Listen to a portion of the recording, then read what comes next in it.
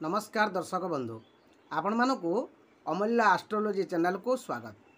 दर्शक बंधु आज आम्भे माने एई एपिसोड रे जानिबा जे शिल्पशास्त्र भाग 4 जे आमे जो घर निर्माण करने को जाउचंती से जो नुआ घरटी तैयारी करला बेले आमर जो प्रक्रिया दे गति करिबा बा घरर आरंभ रु बंध पाखरु आरंभ करिकी आमे शेष पर्यंत जो प्रक्रिया आरंभ करिबा ताहाकु शिल्पशास्त्र कुआ जाए एवं ये शिल्पशास्त्र भाग चतुर्थ बा भाग 4 आज आमे आलोचना करिबा। तेबे शिल्पशास्त्र भाग 4 कौन ना शिल्पशास्त्र भाग 4 होची आय और व्यय। जो घरटी करिबा तार आय व्यय आमे निश्चित भाव में आज केपरी भारे ताकू जानिबा।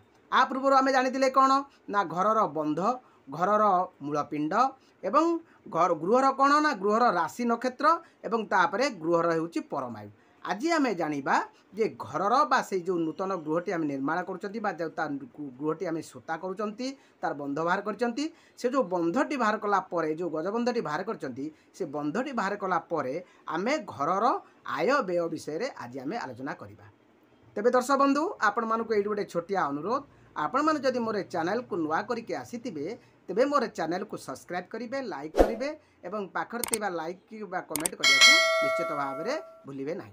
तेबे दर्शक बंधु चलतु आ डेरी करबा नहीं जानिबा जे नूतन भाव में जो गृहटी आमे तैयारी करूचंती बा जो सूता करिके आमे जो घरर प्रथम सोपान रे पहुँचुचंती जो घरर गजबंध तैयारी करूचंती से गजबंधर जो चतुर्थ प्रक्रियाटी अछि घरर आय व्यय आमे आय व्ययटा किपर जानिबा ना आय आमर अधिक रहउची ना व्यय आमर अधिक रहउची एवं कोण रहिले आमर शुभ ताको आमे आज ए एपिसोड रे जानिबा।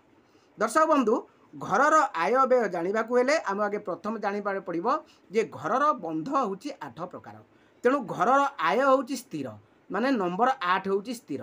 तेणु आमर जो 8टी बंध रही प्रथम होउची ध्वजबंध धूम्रबंध स्वानबंध सिंहबंध गोबंध गजबंध काकबंध एवं खरबंध आमर जो 8टी बंध रही से बंध जो 8टी आमर सेटा को आय भाव में निया जाए एवं से संख्याटी होची स्थिर सेटा होची नंबर 8 बा 8 को आमे घरर आय बा स्थिर नैचंती। तेबे 8टी बंध होची 8टी गृहर 8 माने 8टी बंध होची आय भाव को आमे नेले अर्थात गृहर आय रहइबो 8। तेबे आमे घरर व्ययटा केमिति जानिबा ना आमे प्रथमे आमे जानिबा जे गृहर नक्षत्र आमे जो गृहर नक्षत्र बाहर करतिले किपरि आमे गृहर नक्षत्र बाहर करतिले मूलपिंडरू ताको आमे पूर्व एपिसोड रे मु कहिछि आपण देखिदेबे सेत्रु एवं गृहर नक्षत्र जो बाहरिबो से गृहर नक्षत्र हरण 8 आमर जो नक्षत्र बाहरितिबो जेतिकी नंबर नक्षत्र बाहरितिबो से नक्षत्र को आमे 8 रे भाग कले आमर जो भाग शेषटी रहइबो अर्थात आमर जदि भाग शेष 1 रहे 2 रहे 3 रहे 4 रहे 5 रहे ताले से आयटी बा से भागटी आमर शुभ रहिबो।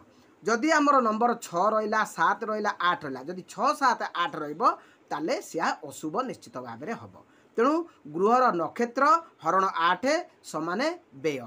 तेणु भाग शेषटी भागफल नुहे भाग शेषटी जेतिकी रहिबो ता हेउची आम व्यय। तेबे दर्शक बंधु आपण मान जानि पाइले जे व्ययटी किपरि भाव में बाहरे।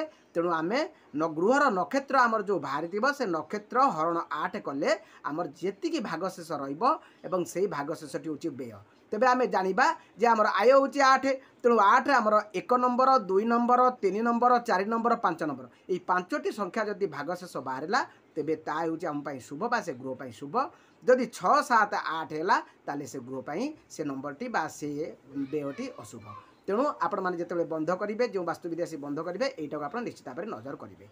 तबे दर्शक बंधु आपण माने जानले जे आमर ये शिल्पशास्त्र चतुर्थ भाग रे आय और व्ययर हिसाब किपरि बाहरे। तबे दर्शक बंधु रहउची आपण मानकु पुणी गोटे छोटे अनुरोध आपण मान जदि मोर चैनल को नुआ करिक आसीथिबे तबे मोर चैनल को सब्सक्राइब करिवे लाइक करिवे या द्वारा आपण मानक पाखकु मोर एई परि वास्तुशास्त्र एवं ज्योतिष शास्त्र रो विभिन्न वीडियो सहज रे पहुंची पाइबो।